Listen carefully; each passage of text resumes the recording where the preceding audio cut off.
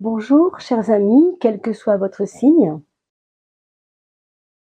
Puisque vous le savez, nous travaillons ici autour de l'âme et nous prenons le chemin de vie comme référence pour voir un peu quel sera votre été 2024. Donc on va regarder ensemble les énergies de ce moment, en tout cas pour vous en particulier. Vous avez dû bien sûr calculer votre chemin de vie. Si ce n'est pas le cas, je vous invite à le faire avec la méthode suivante et vous pouvez bien sûr la divulguer autour de vous. Pour calculer votre chemin de vie, vous prenez le cas par exemple de Bastien qui est né le 12 novembre 1997 et vous trouvez donc pour le 12 jour de naissance 1 plus 2, vous additionnez entre eux les nombres de naissance, jour, donc 1 plus 2 égale 3 et vous reporterez le 3 ici. Ensuite on prend le mois de naissance, 1 plus 1 égale 2, d'accord? On reportera donc ce 2 en dessous et pour l'année, on fait exactement la même chose en réduisant toujours au dernier chiffre. 1997, ça va nous faire 1 plus 9 égale 10, plus 9 égale 19, plus 7 égale 26. 26, c'est toujours un nombre à deux chiffres. Alors, on va additionner ensemble le 2 et le 6. 2 plus 6 égale 8. On reporte donc le 8 en dessous. Voilà la méthode utilisée, ce qui fait qu'on a trois chiffres, jour, mois et année, qu'on a réduits. On va ensemble les assembler. 3 plus 5 égale 3 plus 2, excusez-moi, je suis un peu malade, donc j'ai un petit peu le cerveau un peu lent aujourd'hui. 3 plus 2 égale 5, plus 8 égale 13. Et le 13, ça fait toujours un nombre de deux chiffres. 1 plus 3, et bien ça va nous faire un 4. Donc Bastien, lui, est né le 4. Mais vous, en faisant ce calcul avec vos chiffres de naissance, vous avez dû trouver le chemin de vie 8. Alors, on va regarder ensemble, bien sûr, tout de suite, quels sont les messages de votre âme, que votre âme va vous adresser tout au long de cet été. Ce que vous devrez entendre, en tout cas. Je vous retrouve aussitôt après. Voilà, nous avons donc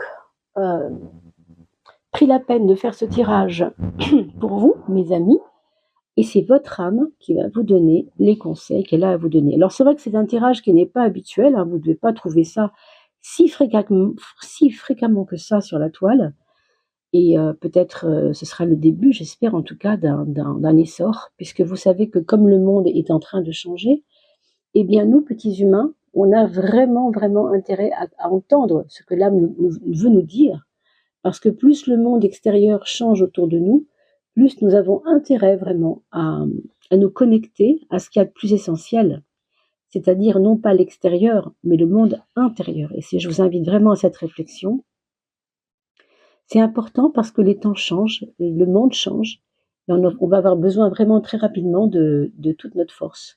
Et la force, c'est l'âme qui la donne, qui la fait croître, et c'est à nous de nous connecter avec elle. On ne peut pas lui demander grand-chose puisqu'elle est toujours là. Elle est déjà toujours là. C'est simplement nous qui ne sommes pas connectés à elle, ça fait la différence. Alors, dans la carte du Je suis qu'on va tirer maintenant, on va avoir l'essentiel de votre été 2024. Ah bah écoutez, on ne peut pas avoir plus joli, franchement. Vous voyez ce que je vois? La carte du Je suis, pour vous, c'est Je suis. On ne peut pas avoir plus précis. On vous dit vraiment que vous êtes cette étincelle. Ce qu'on voit ici, c'est juste la puissance de votre soi et non pas de votre moi. Je fais la différence entre le moi et le soi. Le moi, c'est la petite personne qui se débat ici-bas avec tous les aléas de la vie, toutes les difficultés qu'on rencontre, etc. Ça, c'est votre moi, autrement dit votre ego, si on peut dire. C'est pas un mot que j'aime bien, mais cet ego veut dire aussi je, donc c'est un petit peu ça. Sauf que si vous restez dans l'ego, vous êtes dans le petit moi. Là, on vous invite à faire un bond vers le soi, c'est-à-dire vers votre essence ultime, votre plus grande valeur de vous-même. Donc, je ne peux pas en dire plus là-dessus, mais c'est énorme. C'est quand même assez rare que pour la carte du Je suis, on est Je suis. C'est quand même, vous êtes très privilégiés, mes amis. Votre âme s'occupe vraiment beaucoup de vous en ce moment, c'est tout ce qu'on peut dire. Comment cette âme va vous aider dans cet été 2024 avec les turbulences qu'on sait? Eh bien, elle va vous aider parce que vous allez tomber sur des réflexions étude, si on veut, spirituelle, sur le sens de la vie d'une manière haute, non pas à travers le train-train quotidien, mais bien au-dessus de ça, comme si on vous dit ouvre les bons livres, regarde les bons films, arrête de te perdre et va à l'essentiel. Je vous invite, puisque je viens de le visionner pour la énième fois, pour le montrer à des amis, je fais souvent ça avec des amis d'ailleurs, parce que je me rends compte que c'est un film qui doit être vu par beaucoup de gens pour comprendre qu'est-ce que ça veut dire être. Vraiment, c'est important. Et il s'appelle Le Guerrier Pacifique. D'ailleurs, vous voyez, on voit un bouclier de lumière. Donc, ces études spirituelles peuvent vous emmener vers l'étude de vous et vous donner cette force dont j'ai parlé tout à l'heure, qui est la force de l'âme, vous faire incarner cette force de l'âme en vous, par ce bouclier de lumière que vous êtes déjà, mais qu'il faut redécouvrir. Donc, allez voir ce film, Le Guerrier Pacifique. Vous l'avez aussi en livre. Vous pouvez le trouver facilement ou dans un bouquiniste. Ça s'appelle, l'auteur s'appelle Dan Millman, je dirais. Dan Millman. Bon, c'est un film qui a fait le tour du monde, évidemment. C'est magnifique. Allez voir les reportages qui ont été faits là-dessus. Enfin, c'est assez incroyable. Comment votre âme vous aide à être dans ce je suis? Comment elle vous aide à incarner ce je suis? Elle vous y aide par la co-création. Concrètement, parce que là, nous sommes dans la carte du bas du je suis. Nous avons ici la manière concrète, dans la matière. Comment ça se précise?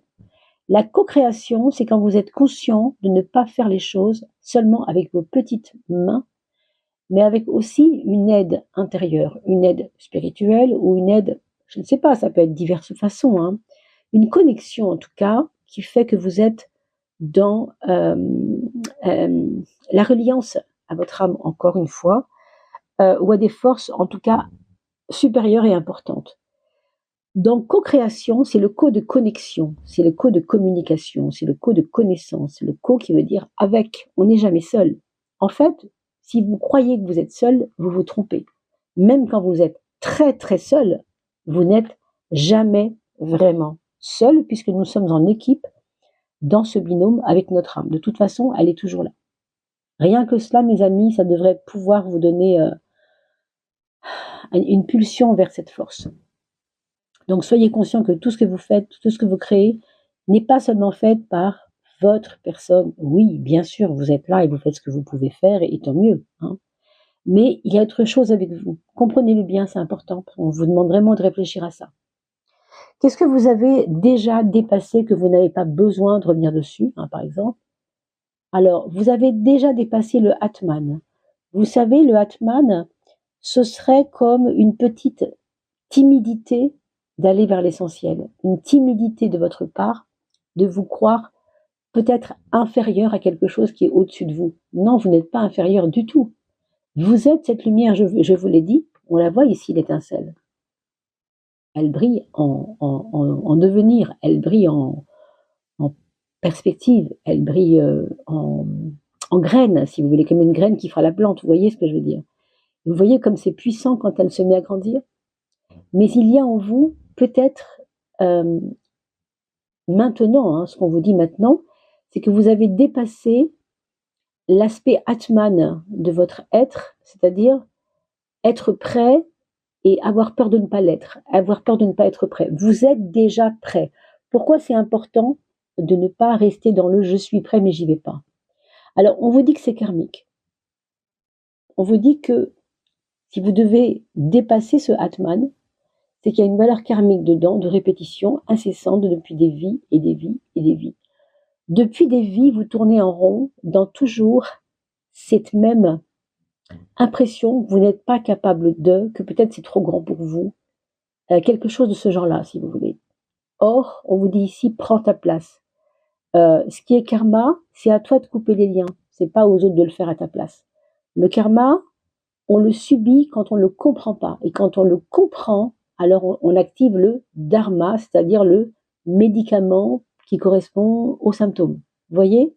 C'est ça le dharma. Là, le karma, c'est les causes profondes de votre timidité vis-à-vis de tout ce qui est grand pour vous, trop grand pour vous. Donc ne soyez pas timide. Sachez que vous avez votre place et que votre force, elle est en train de vraiment de se refabriquer, je dirais. Qu'est-ce que vous avez déjà réglé? Alors, vous avez déjà, semble-t-il, réglé, votre âme a déjà réglé pour vous, ou vous avec elle, en tout cas, tout ce qui a à voir avec savoir respirer, savoir se poser, savoir méditer, savoir réfléchir aussi. Ça, c'est quelque chose que vous avez réglé et que vous n'aurez pas besoin pendant cet été, voilà, de réactiver. On met ça en pause et on voit au contraire pourquoi. Eh bien, on a parlé de dharma tout à l'heure comme le médicament. Eh bien, le dharma, c'est cette puissance de remettre les pendules à l'heure, si vous voulez. Donc, vous n'avez pas besoin de rester bloqué dans des, entre guillemets, des prises de tête ou des méditations sincères et profondes, bien sûr aussi, c'est les deux, hein, ça peut être les deux. Hein. Mais en tout cas, vous avez déjà réglé ça et vous n'avez pas besoin, pendant cet été 2024, on va voir qu'est-ce il nous reste à développer ici. En tout cas, vous n'avez pas à développer, vous, ce qui est méditatif. Vous avez déjà réglé ça. Et si vous l'avez déjà réglé, c'est parce que ça vous a déjà soigné. Ça vous a déjà apporté du soin et ça vous a déjà fait du bien. Donc, prenez-le dans votre cœur, avancez avec ça, mais ne soyez pas fermés là-dedans puisqu'on vous dit c'est réglé. Hein. Qu'est-ce que vous devez encore, dans ce passé-présent assez récent, vous devez encore abandonner. Il vous reste quelque chose à abandonner. La rigueur. Alors, une forme peut-être de rigueur avec vous-même. Je dirais ici une sévérité. Peut-être que vous avez été sévère avec vous ou avec les autres. On ne sait pas exactement quoi, mais le côté asanas, vous savez, c'est rigoureux, c'est les postures des yogis. C'est je me contrains à, je me force à mettre ma jambe comme ça, j'oblige mon bras à passer dessous. C'est pas toujours des contraintes, ça peut être un grand bonheur et un grand plaisir quand c'est bien vécu. Mais là, nous l'avons dans le passé. Autrement dit, tournons la page. On va regarder pourquoi il ne faut plus avoir autant de rigueur que vous aviez avant avec les choses qui vous entourent. Eh bien, à cause des problèmes de concentration. En fait, on s'aperçoit ici que ce que l'âme veut vous dire sans doute, et vous ferez votre propre réflexion, bien sûr, ce que je vous dis là, vous le prenez, et vous prenez que ce qui vous intéresse, évidemment, ce qui vibre quand on en parle. Hein. Sinon, bien sûr, vous le mettez dans un petit coin de votre tête et revenez sur la vidéo dans un mois. On peut en reparler, vous n'allez peut-être pas entendre les mêmes choses. Hein. Donc, cette rigueur qu'on vous demande, à laquelle de ne pas vous accrocher, hein, c'est parce que, en fait, ça vous a peut-être déconcentré. À force de vouloir la forme, on oublie le fond. Voilà ce que j'entends. Vous êtes tellement dans le côté rigoureux, mais c'est comme ça qu'il faut faire. Ah, mais moi, on m'a dit ça. Dogmatique, j'irais. Vous voyez, trop de dogmes, trop de dogmes. Du coup, ça vous perd. Ça vous fait fuiter votre force. Ici, on voit que la concentration, elle peut aussi se perdre à l'extérieur. Alors qu'on vous demande d'aller au cœur des choses. Le fond, et non pas la forme. Vous voyez, on retrouve d'ailleurs bizarrement cette même énergie qui nous parle de souplesse. Aller vers la souplesse et non pas vers quelque chose de trop carré. Vous voyez, c'est au fur et à mesure de ce qu'on apprend qu'on s'assouplit aussi, je veux dire, psychologiquement, spirituellement, etc. Et même avec les autres, relationnellement aussi. Qu'est-ce que vous avez encore? Donc, ces trois choses-là qu'on va voir maintenant, c'est ce que votre âme a besoin que vous développiez. Développiez. Vous devez apprendre à dominer votre côté possessif. Hein. On vous dit d'aller vers la non-possessivité. Autrement dit, quand vous mourrez, mes chers amis, je vous souhaite le plus tard possible, évidemment, eh bien, vous n'emporterez rien avec vous. Et vous êtes venu au monde, je vous rappelle, avec rien non plus. Certes, vous aviez un petit patrimoine familial, parce que vous aviez au moins un papa qui vous a conçu avec une maman, normalement, au minimum. Mais à part ça, voilà, on arrive, on n'a rien, quoi. Hein. Et après, l'histoire commence. Donc vous, on vous dit de travailler cela, parce qu'il vous reste à faire cela. En fait, il vous reste à apprendre à dominer ces pulsions de possessivité que vous avez un peu trop encore. Peut-être que vous mesurez pas à quel point ça vous ennuie. Pourquoi c'est important? Eh oui, ça se comprend. C'est important parce que ça vous fait travailler sur le détachement.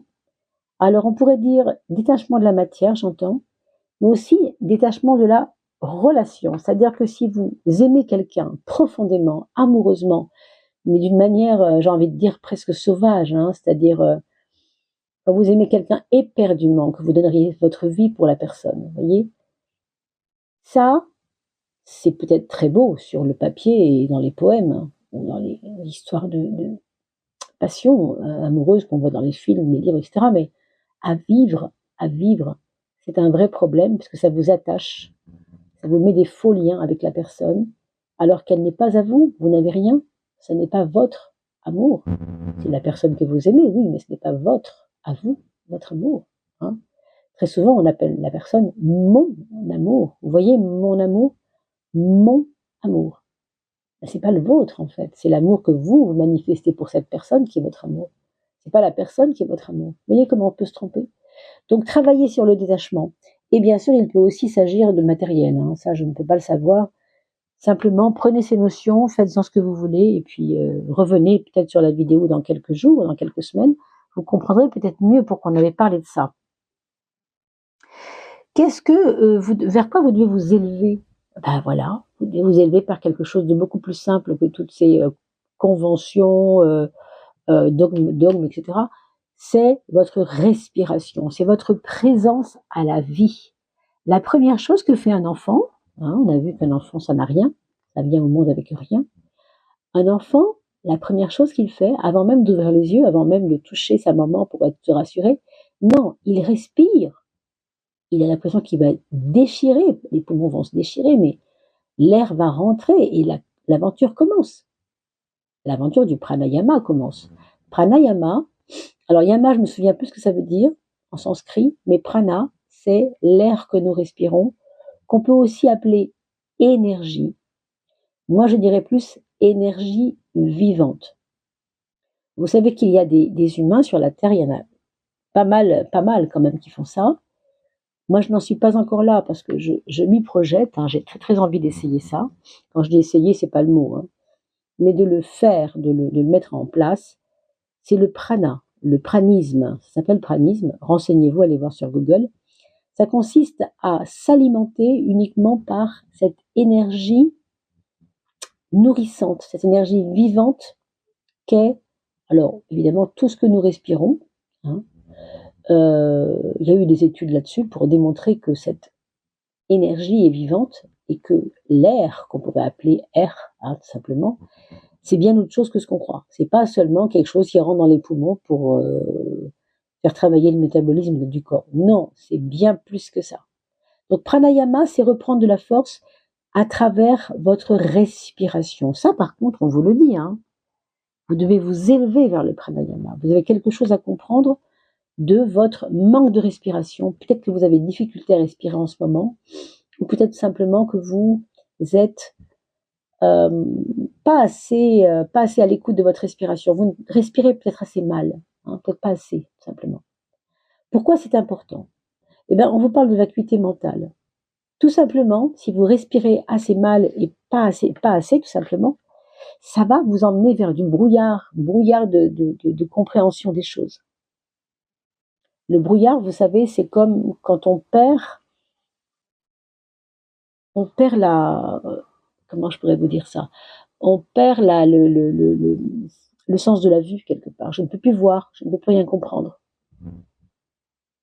Donc, respirer quelque part pour vous, ça devrait vous amener à mieux comprendre les choses. Vous voyez, on ne peut pas dire mieux. Hein. Donc, pourquoi il faut s'élever vers ça? Pour élever votre conscience vers le fait de respirer. C'est pas méditer, vous voyez, vous l'avez déjà dépassé ça, mais c'est être conscient de ce qui vous entoure comme une puissance qui est à votre portée. Quand vous respirez, vous avez cette puissance tous les jours à votre portée. Et elle est gratuite, merci mon Dieu, j'ai envie de dire. C'est une des rares choses encore qui est gratuite, parce que même l'eau maintenant, on nous l'a fait payer, vous voyez. Donc, l'air que nous respirons, en tout cas quand il est bien pur et quand il est le moins pollué possible, ça détient une force, ça nous apporte une force, voilà. Ensuite, qu'est-ce que vous devez justement, puisqu'on parle de force, on va voir ce que vous devez renforcer pendant cet été. Vous devez renforcer votre oui. Alors, on ne va pas s'arrêter seulement à la notion de oui au sens du sens, hein, le sens, les cinq sens, vous savez. C'est pas seulement l'ouïe dans le sens de écouter les autres, écouter les bruits. C'est simplement que maintenant, vous allez entendre à travers, je ne sais pas, ça peut être vos collègues au travail, ça peut être dans votre famille, des personnes qui tout d'un coup vont dire des choses qui vous surprennent, que vous ne comprenez pas, que vous n'avez pas entendu. Ou alors c'est quelque chose que votre belle-sœur ou votre grand-père ou votre fils vous dit tout le temps et vous l'entendez jamais. Et là, en ce moment, cet été, bam, le message va passer. Bon, prenez ce qui vous parle, encore une fois. Pourquoi c'est important de développer, de renforcer cette oui? Eh bien, parce que ça va vous apporter le fameux discernement, c'est-à-dire l'acuité mentale aussi. On pourrait dire ça va avec. Hein. Alors la vacuité mentale, c'est un peu plus que le discernement, c'est au-delà même. Hein. Mais le discernement, on a quand même besoin de le développer, de le renforcer, parce que quelque part, on va plus mentir comme ça. On va plus mentir, on va être plus dans le vrai de ce que nous sommes, dans le vrai de ce que nous produisons, de ce que nous avons vécu. On va plus tricher, on va être dans le vrai. Discerner, c'est ça en fait. Hein. Discerner, c'est vraiment trier le bon grain de livret, si vous voulez. Mais ça va passer par une écoute plus approfondie. C'était un très très beau tirage, mes amis. Je vais mettre en place juste après les signes astrologiques pour le mois de juillet 2024. Donc soyez au rendez-vous, bien sûr. Je remercie vivement les personnes qui nous font l'amitié de nous faire confiance tous les mois, toutes les semaines, enfin, en tout cas quand il y a des publications qui sont faites. Il y aura également tout bientôt, autour du 10 ou du 12, je ne sais pas encore, juillet, les capsules qui arriveront pour l'année deuxième partie 2024, puisque vous avez eu l'année première partie, hein, les 6 premiers mois, et là on va faire les 6 derniers mois, tout bientôt aussi pour 2024. Ici, voilà, c'était un travail un peu spécial pour les chemins de l'âme, pour les saisons de l'âme. J'espère que ça vous aura convenu. Merci aussi aux nouveaux abonnés et bienvenue à vous. Et puis n'oubliez pas, je vais bientôt faire un petit tirage au sort. Donc si vous voulez être dans les gagnants, puisqu'il y aura un gagnant au bout du compte, il faut me laisser un commentaire. C'est la seule condition, sinon je ne peux pas vous voir. Je ne vous vois qu'à travers vos commentaires. Je peux voir vos petits pouces, mais je ne sais pas à qui ils appartiennent. Vous voyez ? Par contre, vos commentaires, je vois à qui ils appartiennent. Donc je prends votre petit mot, votre petit prénom, votre nom, et je le mets dans un chapeau, et vous aurez les résultats dès qu'on sera passé aux 3000 personnes. Donc y pensez-y en tout cas. Je vous dis à bientôt, portez-vous bien. À très vite et bel été à tous.